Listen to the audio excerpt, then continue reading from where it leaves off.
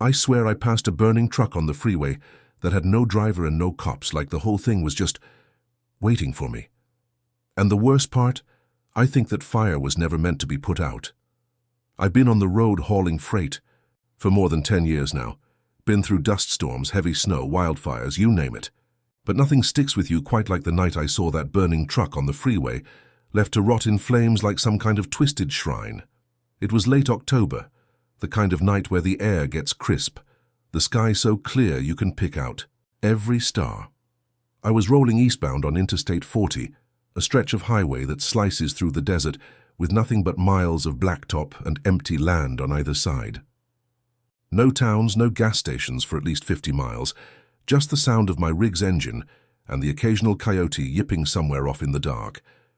I'd been driving for a solid 12 hours straight, fighting off the creeping fatigue that comes with night hauls. I was itching for that next rest stop, maybe grab some coffee, stretch my legs. But before I got there, something caught my eye. At first it was just a flicker on the horizon, like a distant flare or a campfire someone forgot to put out. But as I got closer, my breath caught in my throat. A giant 18-wheeler was completely engulfed in flames, the fire licking high, orange and red against the black desert sky, smoke billowing thick and dark. The heat was intense. I swear I felt it even inside my cab, windows rolled up tight. But what was really eerie, and what still haunts me, was the silence. No horn blaring, no frantic voices shouting, no emergency sirens screaming. Nothing. Just the roaring fire and the deafening quiet of the night around it. I slowed down to a crawl, heart pounding, eyes scanning for a driver or any sign of life. You'd expect to see someone, maybe a man running away, calling for help, waving down traffic, or flashing lights from fire trucks or police, but there was nobody. The truck looked like it had been burning for a while, maybe hours. The tires were melting, the metal frame warped from the heat. The trailer was still attached, its contents unrecognizable through the blaze. I rubbed my eyes. Was I seeing things? Some weird hallucination from exhaustion? But no. That fire was real. I reached for my radio, ready to call 911 or dispatch emergency services. But the channels were dead. No chatter, no crackle, no response. I glanced in my rearview mirror, still nothing behind me but open road and the thick black smoke curling upward. I kept driving, but the image burned into my mind. That burning truck wasn't just a wreck. It was abandoned, left to burn with no one there to fight it. And the feeling I got, like I'd stumbled onto something I wasn't supposed to see, stuck with me all night. The desert around me seemed to hold its breath, like the world itself was waiting. Waiting for what, I don't know. But I'll tell you this, sometimes the road isn't just a path to your destination. Sometimes it's a path to hell. After I passed that blazing truck, my hands gripped the wheel tighter than usual.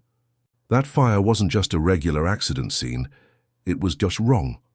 Something about the way the flames consumed the rig, wild, uncontrolled, and the eerie silence hanging in the air made my skin crawl. I slowed down to a near stop right after I passed the blaze, squinting through the haze of smoke. The heat from the fire was so intense, it felt like it could melt the paint off my rig. But no driver rushing out, no frantic screams, no chaos, nothing but that roaring inferno and the black desert around it. I reached for the CB radio on the dash, fingers shaking. Breaker, breaker, this is Big Rig 74. Anybody got eyes on a truck fire near mile marker 142, eastbound I-40? No sign of driver, no emergency vehicles. What's going on out there? Static. Just static. I hit the call button a few more times. Still nothing. It's rare to get radio silence on the interstate at night. Usually, other truckers catch every little thing. Wrecks, weather, cops hiding behind bushes with radar guns. But tonight, crickets. I couldn't shake the feeling that something wasn't right. I pulled off at the next rest stop, hoping to find some answers, or at least grab a coffee and talk to somebody. Inside the dimly lit truck stop, the place smelled. Like burnt coffee and stale fries, a few drivers huddled over steaming cups, talking about road conditions and the usual driver gossip. I asked around, trying to sound casual. "Hey, Did anyone see a rig on fire out on the highway? Near mile marker 142? Blank stares. One guy, a wrinkled old-timer with a grizzled beard, shook his head. Haven't heard a thing about no fire out there, son. Highway patrol's been quiet all night. I caught the waitress passing by and asked if she'd seen anything unusual. Nope, she said, wiping her hands on her apron. Just another quiet night. You sure you're not mixing up stories? I checked my phone. No emergency alerts, no breaking news. No fire trucks rolling anywhere near that part of the highway. It was like the whole thing never happened. But I knew what I saw, and it wasn't some hallucination or tired mind playing tricks. The memory of those flames stayed burned into my brain, just like the smell of that acrid smoke lingering in my nose. I went outside and lit a cigarette, staring out at the empty lot, trying to calm the twisting knot in my gut. The desert night stretched out, silent except for the low whistle of the wind, and then out of the corner of my eye I thought I saw something. A shadow, a figure, just beyond the edge of the parking lot. I blinked. Nothing. Maybe it was just my nerves, but the feeling didn't leave. Like someone was watching me, waiting. Back in the cab, I couldn't get comfortable. I kept scanning the road behind me through the rearview mirror. The blacktop stretched into the distance, dark and empty except for the faint glow of my headlights. Tried to shake off the creeping sense of dread, but I knew one thing. That night on that quiet stretch of freeway, I had stumbled onto something I wasn't meant to see, something that wasn't done with me yet. I woke up the next morning feeling like I hadn't slept a wink. The images of that burning truck were still burned into my brain, flames roaring high, that horrible silence, and the empty highway swallowing the scene whole. I knew I had to go back. I packed up, grabbed a black coffee from the truck stop, and rolled back toward mile marker 142 just as dawn cracked the sky open. The horizon was a dull purple, and the first rays of sunlight made the desert shimmer with cold, brittle light. But when I got there, nothing. No fire, no smoke, no twisted wreckage, just a stretch of road, clean and quiet, as if the whole night's nightmare had been a dream. I blinked hard, rubbed my eyes and looked again. Nada, no burn marks. No melted asphalt, no tire tracks. I let out a slow breath. Maybe I was losing it. Maybe the exhaustion was playing tricks on me. Still, I couldn't shake the feeling that something was wrong. I parked my rig a little ways down the road, grabbed my flashlight and boots, and started walking back to the spot where I'd seen the fire. The desert was cold and still, with only the distant cry of a coyote to break the silence. I crouched down near the road's edge, scanning the dirt and cracked asphalt, and that's when I spotted it. A faint, oily black stain, almost invisible in the pale dawn light, soaked into the gravel near the shoulder. I knelt and touched it, the residue sticky and warm despite the morning chill. The smell hit me instantly, burning rubber mixed with gasoline, but beneath that something darker, something metallic and bitter, the unmistakable scent of burnt flesh. My stomach flipped. I straightened up and shined the flashlight across the road. The desert stretched on, empty and endless. Then I thought I heard it, a crackling noise, like fire snapping and popping. I spun around, heart hammering, scanning the brush and empty fields. Nothing. Just the dry desert, bathed in early sunlight. Shook my head. Maybe the sound was left over in my mind, like a phantom from the night. But the feeling of being watched didn't go away. It pressed in on me, heavy and suffocating, like the past was alive and breathing, just out of sight. I made my way back to the truck, every step quick and jittery. Just as I climbed into the cab, the CB radio buzzed to life, static at first, then a voice so faint it was almost swallowed by the hiss. "Big Rig 74, don't go back." The transmission cut off mid-sentence. I slammed my hand down on the radio switch. "Who the hell is that?" I muttered. But no answer came. My pulse was racing. The empty highway outside my windows suddenly felt claustrophobic, like the road itself was closing in on me. I started the engine and hauled out of there, eyes glued to the rearview mirror. Nothing. No flashing lights. No other trucks, just the endless stretch of blacktop and the growing daylight. But I knew in my gut that voice wasn't random. Someone, or something, was trying to warn me, trying to stop me from digging deeper. I didn't know what I'd stumbled into, but I was sure of one thing. That fire on the freeway wasn't an accident. It was a message, a warning, and if I didn't figure out what it meant, I was going to end up like that truck, burned up, forgotten, that ghostly voice on the CB radio. Big. Rig 74, don't go back, was stuck in my head like a needle skipping on an old record.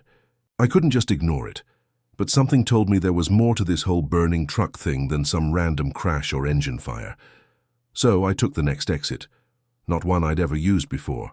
No billboards, no gas stations, just a dusty gravel road peeling off from the freeway like some forgotten vein running into the heart of the desert. As soon as I turned off the highway, the world felt different. The air was thicker, heavier, like the sun wasn't shining but pressing down. I pulled the rig to a slow stop near a cracked, abandoned rest area, the kind of place that had seen better days back when Route 66 was king. A rusted picnic table sat under a dead tree, its peeling paint whispering stories of travelers long gone. I grabbed my flashlight and climbed down from the cab, my boots crunching into the gravel. The silence was absolute. No birds chirping, no wind rustling through the scrub brush, just that oppressive stillness you only find in the middle of nowhere. I took a few steps toward the tree line, my eyes scanning the dirt for anything out of place. That's when I spotted the footprints. They weren't fresh, more like old impressions baked hard by the sun, but they were clear enough. They led away from the rest area, toward a dry wash that cut a shallow gash through the desert floor. The prints were odd, though. They didn't follow any logical path. Sometimes they disappeared into the brush, then reappeared farther down, like whoever left them was walking in circles, or maybe trying to confuse anyone following. The hairs on the back of my neck stood on end. Curious, and against every instinct screaming at me to turn back, I followed them. As I moved closer to the wash, I noticed charred bits of wood scattered around like the remnants of a campfire, but no sign of ashes or a pit. Just blackened fragments littering the sand, as if some flame had clawed its way through and vanished. The smell hit me then, faint but unmistakable. Smoke, burnt flesh. The acrid scent wrapped around me like a warning. I swallowed hard. By the twisted branches of a lone gnarled tree standing sentinel over the wash, something caught my eye, a piece of metal sticking out from the dirt, half-buried, blackened and scorched like it had been through hellfire. I crouched down, brushing away dirt and grit. It was a trailer hitch, bent and broken, but definitely from an 18-wheeler. I felt a cold sweat break out across my forehead. Same kind of hitch my rig had a few miles back on the freeway, only this one was charred, burnt almost beyond recognition. The weight of the moment hit me like a freight train. This was no accident, no ordinary crash. This was a message. Somebody or something wanted me to find this. I wanted to shake it off, to laugh at myself and chalk it up to exhaustion and paranoia, but my gut told me different. That burning truck on the highway wasn't just a tragedy. It was a warning I was going to regret ignoring. I took a deep breath and looked back at the freeway, just visible in the distance. The desert sun was climbing fast, and the shadows were shrinking, but the darkness in my chest was growing, and I knew one thing for sure: I wasn't done with this nightmare yet. The desert sun was climbing higher, but the chill from the night still clung to the air. I climbed back, into the cab, the taste of dry dust and that strange burnt metal scent still lingering like a ghost on my tongue. That battered, blackened trailer hitch I'd found wasn't just trash. It was a message, a scar left behind by something I couldn't yet understand.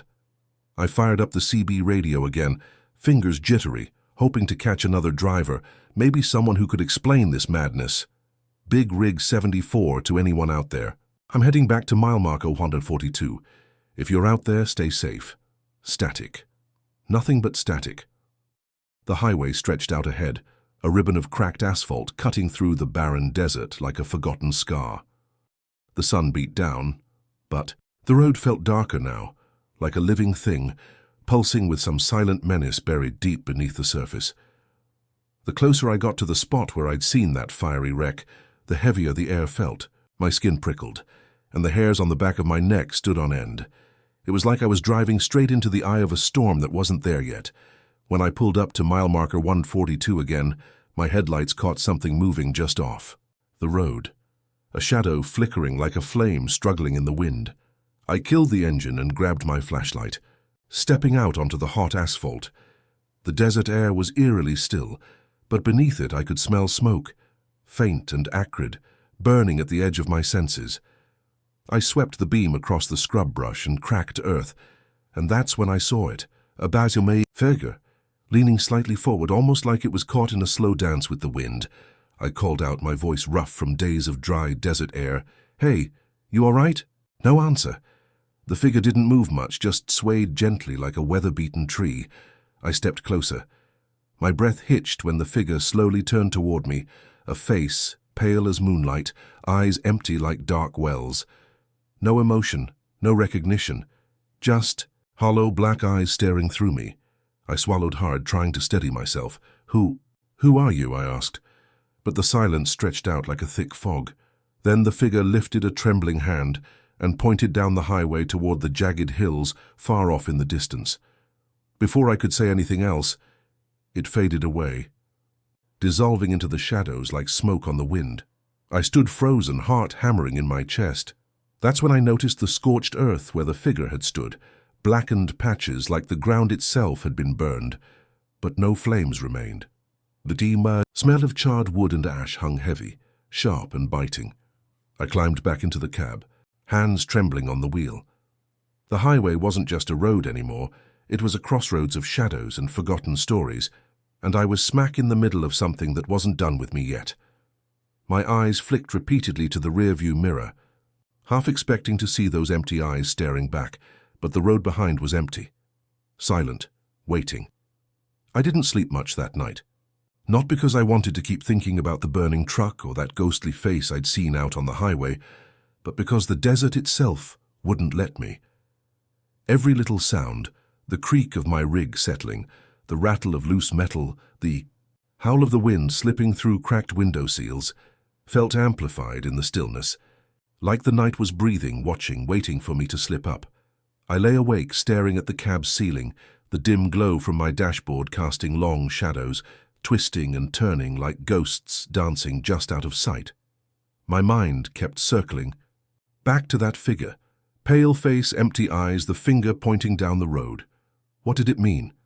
Was it a warning, a threat, or just some poor lost soul caught between this world and the next?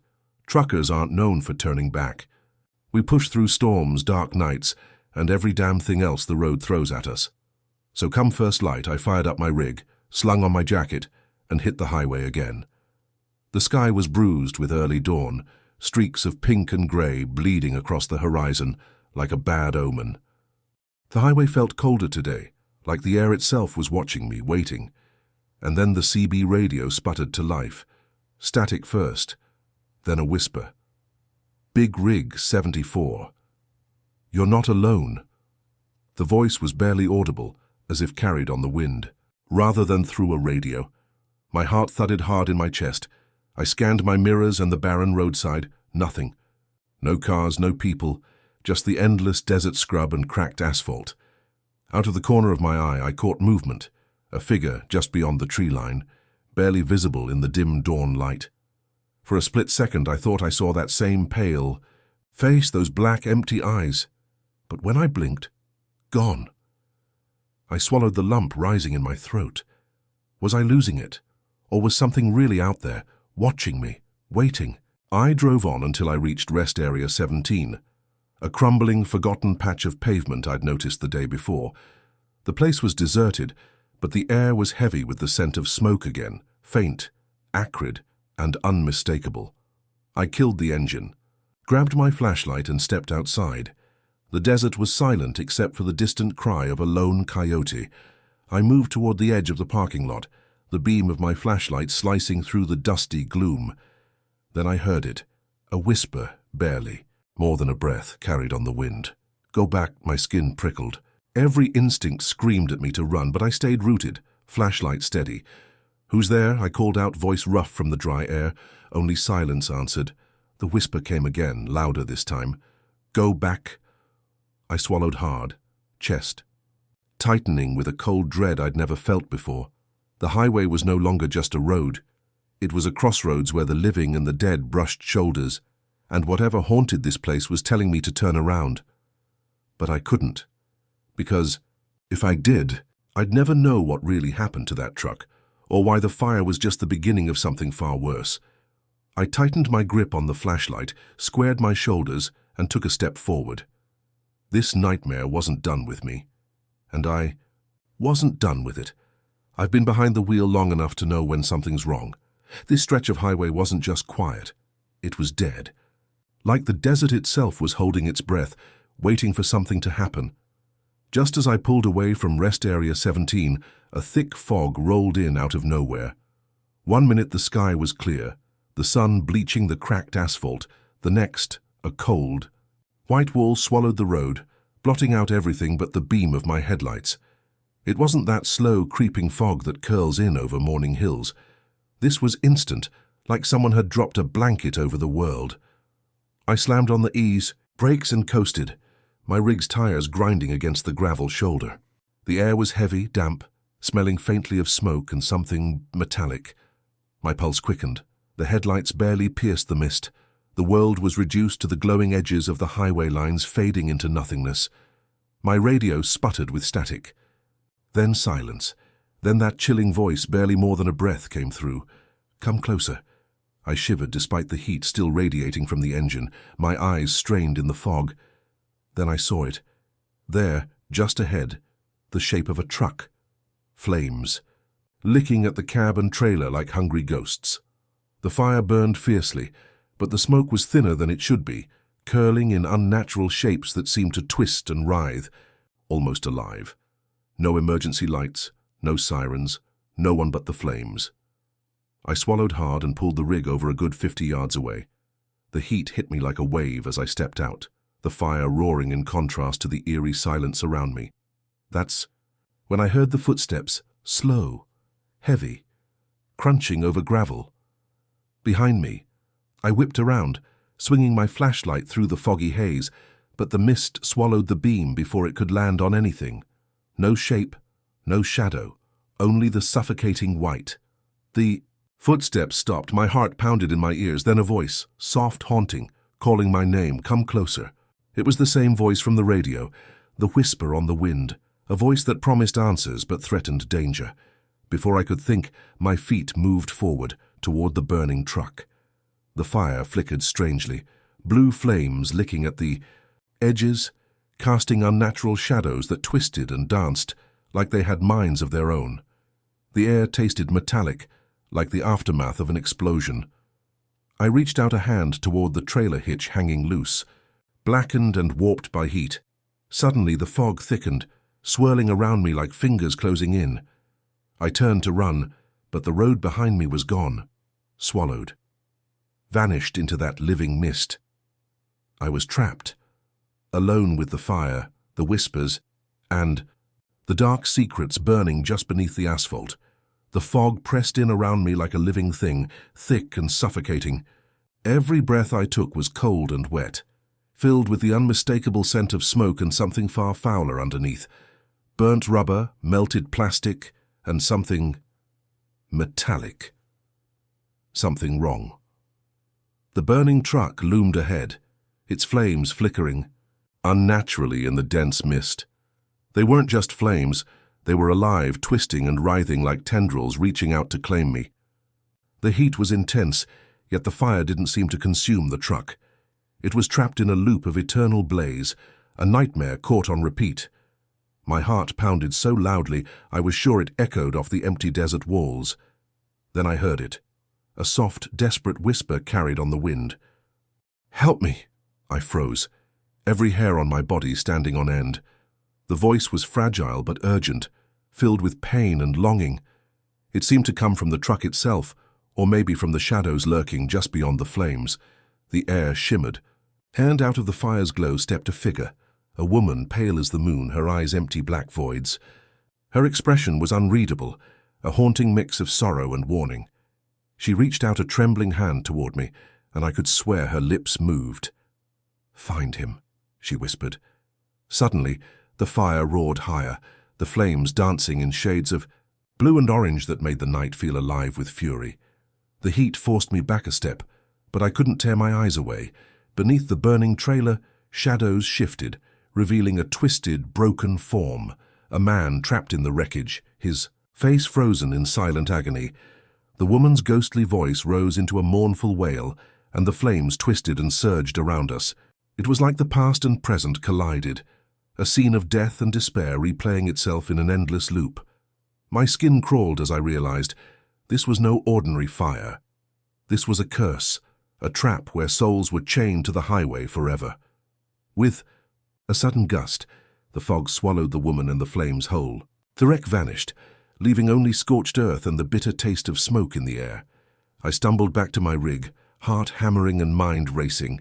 The radio crackled once more. Never forget. I knew then I could never leave this behind. The highway had marked me, and the nightmare was far from over. I slammed my rig back into gear and peeled away from that cursed spot as fast as my rig would let me. The fire behind me still burned fiercely, but it was the fog that chilled me to my core. It wrapped around my truck like a ghostly shroud, blurring everything in sight and swallowing the world whole. I kept glancing into my rearview mirror, trying to make sure I was really leaving it behind. For a moment, all I saw was the empty highway, black and slick under the low-hanging mist. Then, out of nowhere, a shadow flickered on the edge of the mirror's glass, a dark silhouette standing, dead center in the road.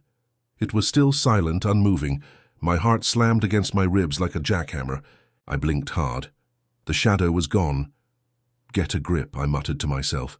It's just the fog playing tricks. But the knot in my stomach didn't loosen.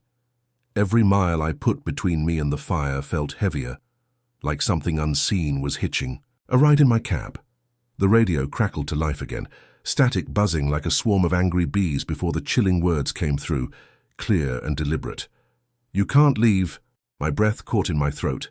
I slammed a hand on the dashboard, sweat slicking my palms despite the cool night air. Who was talking? Was this some sick joke or something worse? I glanced back again. Nothing. Just the fog, thick and unyielding. The miles stretched on in silence, but I could feel it, that presence riding shotgun, waiting for the moment I let my guard down. I gripped the wheel tighter, eyes scanning every shadow, every flicker of light. Because on that highway, once you're marked, the darkness never lets go. The days after that night blurred together like a bad dream I couldn't wake up from. Every mile I logged on that rig felt like dragging a chain behind me, heavy, cold, and impossible to shake off. The memory of the burning truck, the ghostly woman, and that whispering fog haunted every corner of my mind. I tried to push it aside, focusing on the road, the endless black ribbon of asphalt cutting through the desert. But no matter how fast I drove or how far I went, the feeling followed me like a shadow that wouldn't quit. I stopped at every truck stop I could find, looking for answers. I asked around casually at first, but the reactions were the same. Uneasy glances, quick change of subject, or outright silence. Finally, in a dimly lit diner on the edge of nowhere, I met an old-timer, a grizzled man with eyes that had seen too much. Leaning across the cracked formica table, he lowered his voice and said, "That stretch of freeway, it's cursed, son, that fire you saw. It don't burn out like normal fires, it burns in." He told me about the driver, a man who was hauling something illegal, something so dangerous that folks just wanted to forget the whole damn thing. The fire wasn't just a blaze, it was a beacon, a warning and a trap all rolled into one.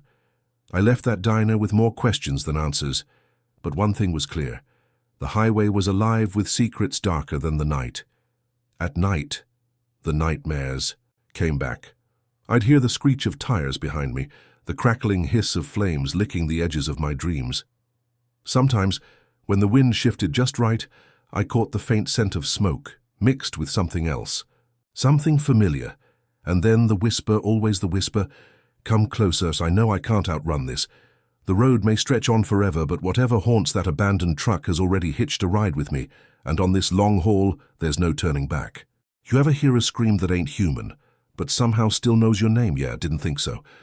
But I swear on blacktop and diesel fumes I did, and if you got 5 minutes, and maybe a strong drink, I'll tell you the damn truth about what happened out on Route 93 back in the fall of '87. Ain't in the news, right? Not really. Not the whole thing. They reported the scratches on the trailer, the busted lights, the size 12 what the hell is that footprints in the snow, but nobody printed what really went down that night. And I get it. They don't want folks panicking about monsters in the woods. But let me tell you straight, Bigfoot ain't a joke, ain't no hoax. That thing is real and it's pissed. Let me take you back. Late October, leaves dead, roads slick, and night falling faster than you expect. I was 31 back then, driving an old Kenworth W900 I called Red Lucy. She was a beast.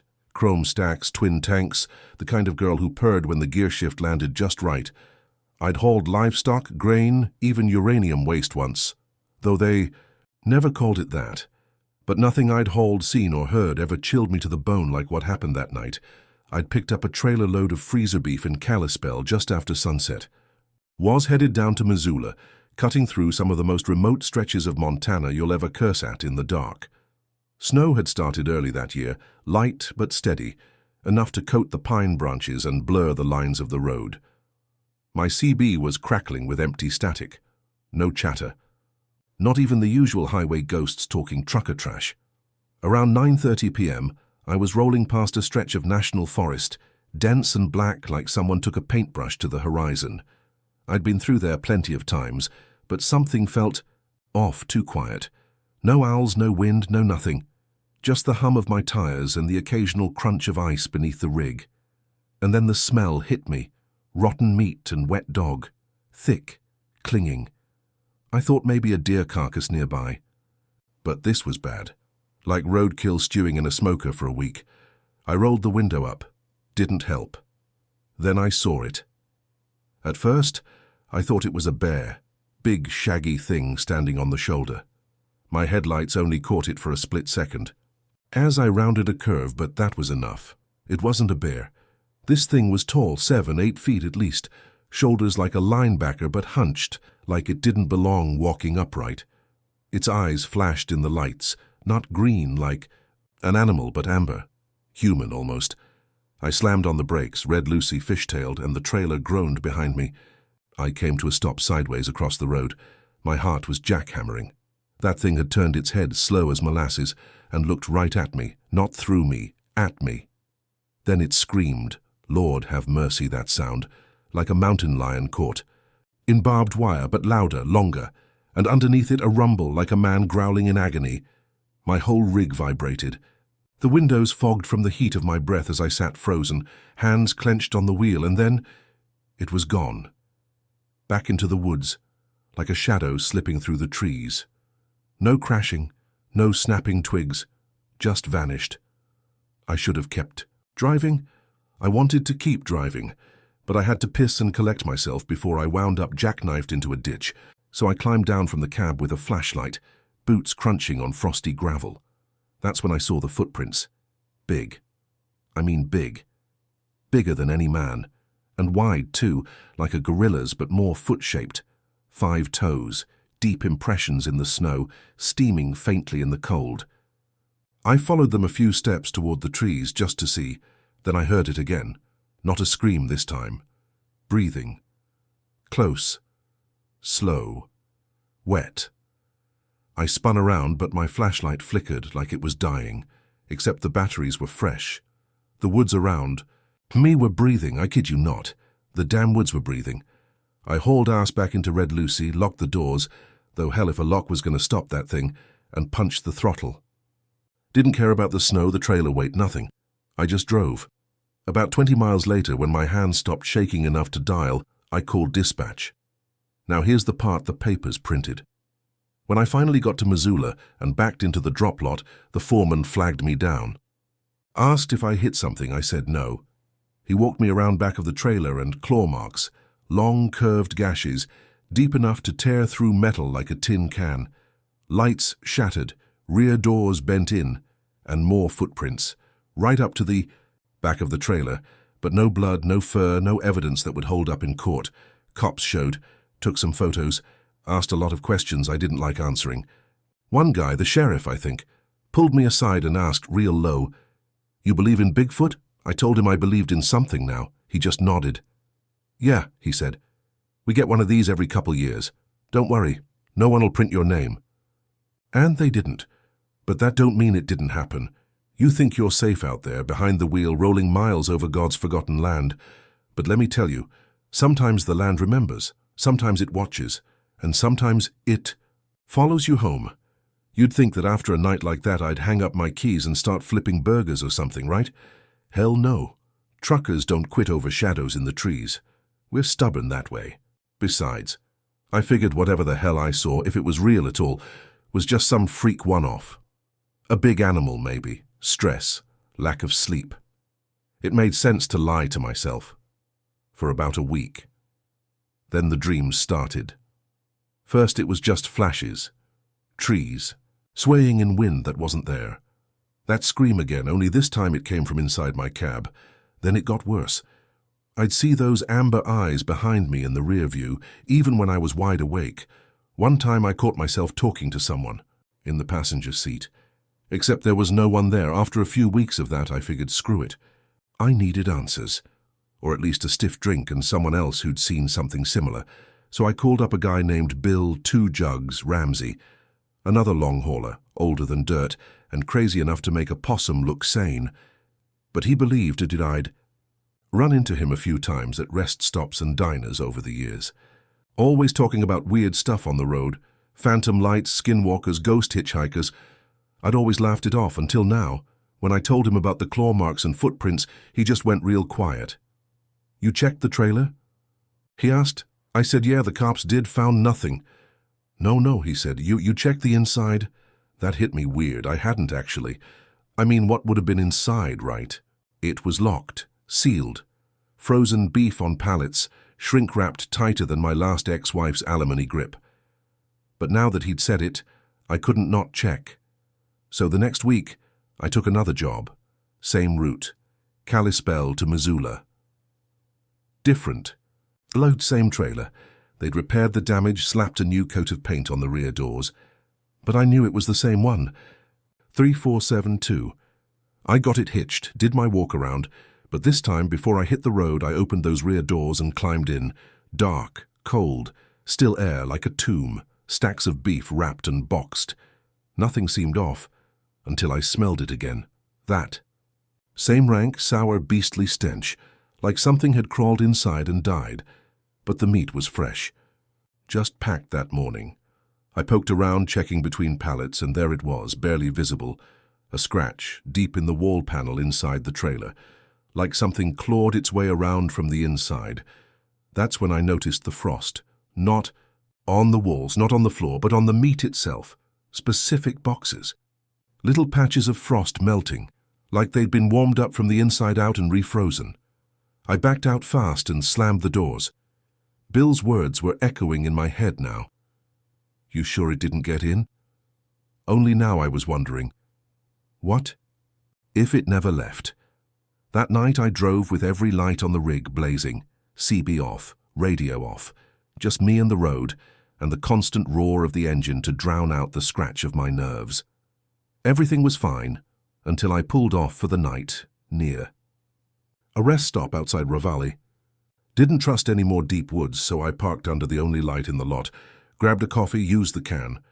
When I came back, the trailer doors were open, not swung open, not flapping, no, neatly, quietly, wide open, like someone had carefully invited something out. I know what you're thinking, someone messed with my rig. Kids, vandals, crackheads. But there were no other trucks in the lot. No cars, just me. And snow on the ground, unbroken snow except for the footprints, same size, same shape, leading from the trailer, circling the cab, and heading back into the woods. Now listen to me, this part, it ain't easy to say. I sound like a damn lunatic even thinking it, but I'll tell you because I promised you the truth. When I walked up to close those doors, I heard breathing again. From inside the trailer. Low, heavy, ragged. I didn't go in. Hell no. I slammed those doors and locked them. Then I took my phone and snapped pictures of the prints before they melted. Never showed those to anyone, not even Bill. I didn't want to end up in some government file marked delusional. I drove straight through to Missoula that night. No stops, no sleep. When I pulled in, the sun was just rising, and I swear the side of the trailer looked wet, like condensation or saliva. And inside, 3 boxes of beef had been torn open, shredded, like someone, or something, with hands, had ripped them apart and dug in. No knife cuts, no animal bites, just raw claw marks and a smell that made the plant workers gag. They wrote it off as contamination, blamed the cold chain. But I knew better. Something was riding with me. I called Bill again that night, told him everything. He didn't laugh, didn't say a word for a full minute. Then he said, "Time to go see Howard." "Who the hell is Howard?" I asked. "You'll see," he said. "He don't talk much, but he knows Bigfoot. The real kind. The ones that ain't shy and don't want to be seen, because when they show up, something's wrong." "What do you mean?" I asked. Bill just muttered, "Some say they're animals, some say they're spirits, but I'll tell you what I believe." He took a breath like it hurt him to even say it. "I think they're wardens, guardians, and when they come down from the mountains like that, it means something's escaped." "Escape from what?" Bill just whispered. "From where it's supposed to be. You're in deep now, there's no turning back. You ever meet someone who feels like they've been waiting their whole life for you?" That was Howard. I met him too. Days after the trailer incident, in a snow-choked canyon about 30 miles northwest of Thompson Falls. Bill drove us up there in a beat-up Bronco that coughed and wheezed like a dying smoker the whole way. I brought my Glock. Bill brought a 6-pack and a rosary. We didn't talk much on the drive, trees pressed in close, thick like a curtain of black needles. The road narrowed to the point that I wasn't sure we'd fit, and snow started falling. Again, slow, soft, quiet. The kind of quiet that listens. Bill just kept muttering to himself. "Don't look back. Don't think about your name. Don't hum. Don't invite." I asked him what the hell that meant. "You'll see," he said, tapping the rosary once, like punctuation. Howard's place looked like it had been slapped together by a paranoid lumberjack and a lunatic architect. A log cabin buried in snowdrift, surrounded by half-burned totems, deer skulls, wind chimes made from bones. And above the door, etched in the wood, was a word, Snetlex. "What's that?" I asked. Bill didn't answer, just knocked on the door 3 times and stepped back. A minute passed. No sound. Then the door creaked open and he stepped out. Howard looked like a tree that got tired of standing still and decided to become a man. Tall, long grey hair braided down to his waist, skin like worn leather, and eyes, milky but not blind. No, they saw right through me. Without a word he turned and walked back inside. Bill motioned for me to follow. Inside it was dark and warm, the air thick with sage smoke and the smell of cedar. He had a fireplace roaring and what looked like a mummified bear head on the wall. Howard sat cross-legged by the fire and pointed to the floor. We sat. Still no words. Just silence and the crackle of burning wood. I was about to say something. When he finally spoke, his voice gravel and wind, you heard it scream. I nodded, my mouth dry. "It touched your truck." Another nod. "It left a mark inside." Now I was shaking a little. "Yeah." He looked at me with eyes like storm clouds. "Then you're not just seeing it. It's marking you." "What does that mean?" Howard leaned in, face inches from mine. "It means it knows you and it wants you to know it." I glanced at Bill, hoping for a lifeline, but he just stared at the fire. Then Howard stood and walked over to a cabinet. He opened a drawer, pulled something out and dropped it in my lap. A photograph, old faded, but clear enough.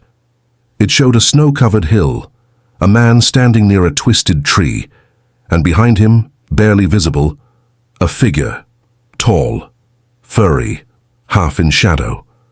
"Eyes shining. 1953, Howard said. "My uncle, logging crew found him days later, ripped open, skull gone, heart missing." I looked at the photo again, and that thing in the background? Same build, same eyes, same thing I'd seen that night. "On the road. I've seen it twice," Howard said. "First time I ran, second time I followed it." "Why?" I asked. He stared at the fire. "Because it was following something else. Howard poured us tea, black, bitter stuff that tasted like roots and ash. Then he laid it out for us. He called them watchers. Guardians of thresholds, not animals, not myths. Something older. They don't live in our world, he said. Not fully. They walk beside it, like shadows on a wall. What are they guarding? I asked. His jaw tightened. Doors? Doors to what? He didn't answer for a long time. Then finally he said, to the places underneath where the old things sleep. Now look, I'm not a superstitious guy. I've got grease in my veins and a wrench in my glove box. I fix problems I can see. But when Howard said that, every hair on my arm stood up. He showed us a map, hand-drawn, full of notes and weird symbols. They're opening again, he said. Cracks, leaks, things sliding through. That's why you saw it. That's why it rode with you. I felt cold, like something had crawled under my skin. Bill finally spoke. So what do we do? Howard turned to me. You go back. Same route, same trailer, same time of night. What? You? Take it with you. Why the hell would I do that? Howard leaned in. Because it's not hunting you, it's hunting what's chasing you. That was the first time I really understood what Howard was saying. Bigfoot, whatever it was, wasn't the monster. It was the warning, and I'd just driven across 200 miles of Montana with something else in the trailer, something worse. We left at dawn. Bill didn't say much until we hit the highway again. Then he turned to me and said, "You still in this?" I didn't answer right away, but I remembered that sound in the trees, the prints, the scratch marks, the feeling. And then I thought about what might have come through that door. I looked Bill in the eye and said, "Yeah, I'm in. We left at dusk. Same time, same road, same trailer." The dispatch didn't question it, just another job, just another route. But Bill and I knew this wasn't a delivery. This was bait. Red Lucy was humming beneath me, every gauge in the green, but I could feel her groaning like a dog that knows it's heading to the vet. The trailer behind us was loaded with boxed beef again, but we both knew that wasn't the real cargo. Howard had done something to it before we left. He circled the trailer 3 times, burning sage and chanting something in a language that felt like it didn't belong in this world. Then he carved a symbol onto the inside of the rear doors, something with too many angles and a spiral that hurt to look at. Said it would keep the path straight. I didn't ask what that meant. I was too busy watching the woods. By the time we passed Flathead Lake, the radio started acting up. Static, whispers. Once, I swear I heard someone say my name. "Tart Bill," not anyone I knew, just a voice, wet and slow. "Reed, yeah, that's my name." Bill pretended not to hear it, but he clutched the rosary tighter. We hit the stretch of Route 93 where I'd first seen the thing, right near that. Horseshoe curve by the gulch. I slowed down, heart pounding, eyes flicking to the tree line. And then, boom! A loud crash from the trailer, metal on metal, like something slammed into the inside of the wall. I hit the brakes. Hard. The rig groaned. To a stop, fishtailing slightly. Tires squealing on the frosty pavement. Steam hissed from the exhaust. "What the hell was that?" I said. Bill just looked back. "It's a wake." We got out, flashlights in hand. The night air bit at our skin, and the trees loomed like silent sentinels. I circled the trailer, and sure enough, there were claw marks again. Fresh ones, but not from the outside. These were punching outward. "Something's trying to get out," I said, heart hammering. "No," Bill said. "Something's trying to get away." We stood there a minute, listening, and then, low, from the trees, a growl, deep, rattling, like stone being dragged across bone. Our flashlights caught a blur between the pines. Not Bigfoot, something smaller, faster, worse. It moved like it didn't have joints, like a spider made of muscle. Long arms, pale skin stretched too tight, no fur, no face, just a mouth. And that mouth was smiling. That's when we realized, whatever that thing was, it had hitched a ride. Inside the trailer, and Bigfoot wasn't chasing us, he was chasing it. I didn't wait.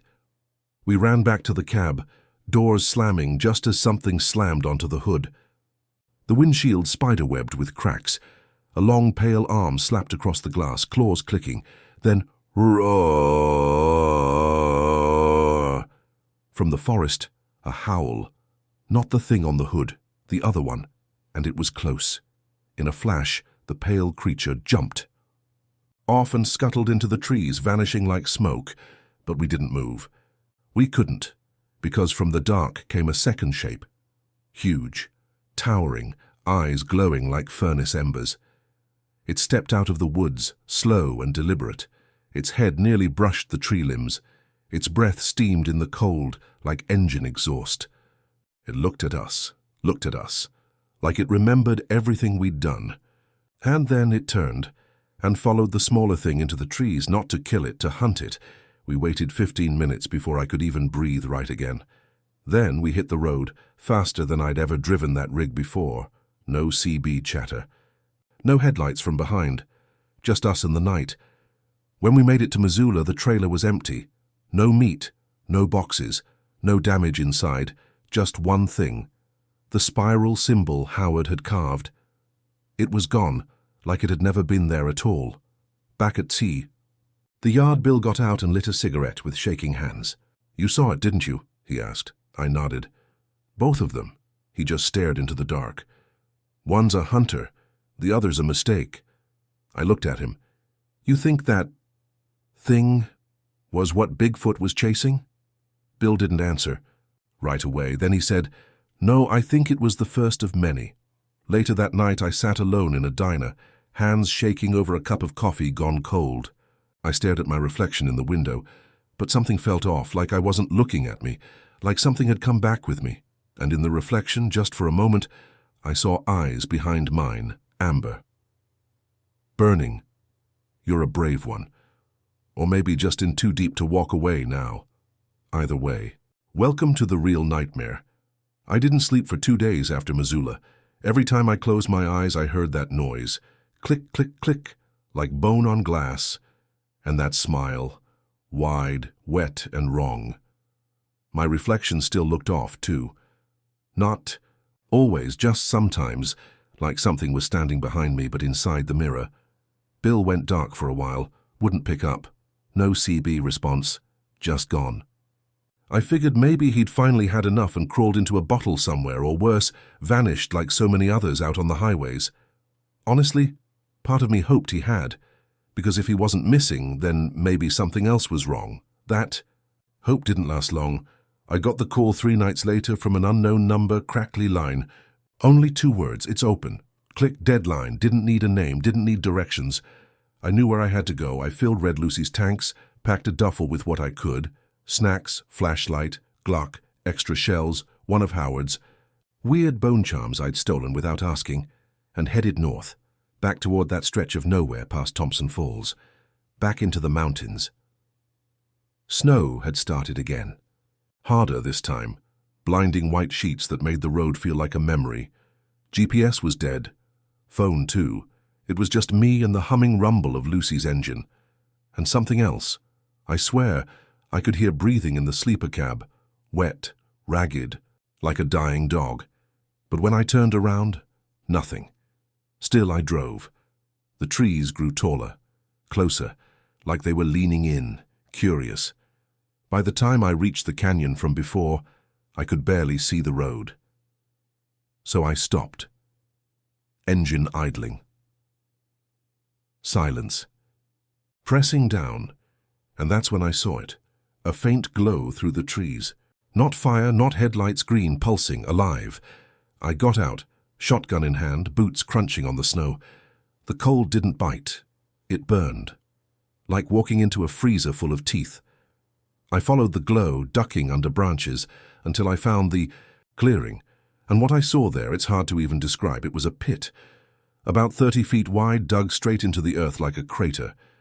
Snow didn't touch it. Light bent around it. And at the bottom, a kind of ripple, like a liquid surface that wasn't water. Above it, nailed into trees in a rough circle, were totems. Animal bones, fur, feathers, some of it human, and standing by the edge. Howard. He looked thinner, older, like something had fed on him. He didn't flinch when I stepped up beside him. "You came," he said. "What the hell is this?" I asked. "A door," he whispered. "And it's not supposed to be open." "Then close it." He shook his head. "I tried. For years I tried. But it's not just one anymore. The cracks are spreading." Something moved beneath the surface. A shape, pale, boneless, watching us. I raised my shotgun. Then we shoot whatever comes out. Howard looked at me like I was a child. You can't shoot the dark. Then we heard it, a scream, not like before. This one was human. High, panicked, painful. It was coming from the woods. We ran, back through the trees, following the sound. It led us to a logging road half buried in snow, and there lying in the center was Bill, eyes wide, shirt soaked in blood, his chest open, like something had been looking for something inside him and didn't care how it got there. He was still alive, barely. I knelt beside him. What happened? He coughed blood and whispered, "It's inside them, wears their skin, uses their faces." "Who?" I asked. He locked eyes with me. "It remembers you." Then he was gone. Howard stood over him, silent. "They're not all monsters," he said finally. "Some are just echoes, hungry echoes, but others are wearing people now." I stared at Bill's face. His expression was frozen in something between terror and recognition, like he'd seen it. Before, like it had seen him. That night we burned Bill's body, couldn't bury it, not near the door. Howard did another ritual, chanted words I didn't understand, sprinkled salt in a ring around the fire. He gave me a knife, black obsidian, warm to the touch, and said, "If you see someone you know out here, someone who shouldn't be here, cut them." "What? If they bleed black, they're not real." I didn't sleep that night, just sat by the fire, knife in hand, watching the trees. And I swear they watched back. You've come this far. Might as well ride it out to the end. Just know, not every story has a clean stop. Some just run out of road. This is it. The final. Mile, hold tight. They say mountains don't move, that they're solid, unshakable. But that night, I swear to God, the mountain moved. It groaned, it breathed.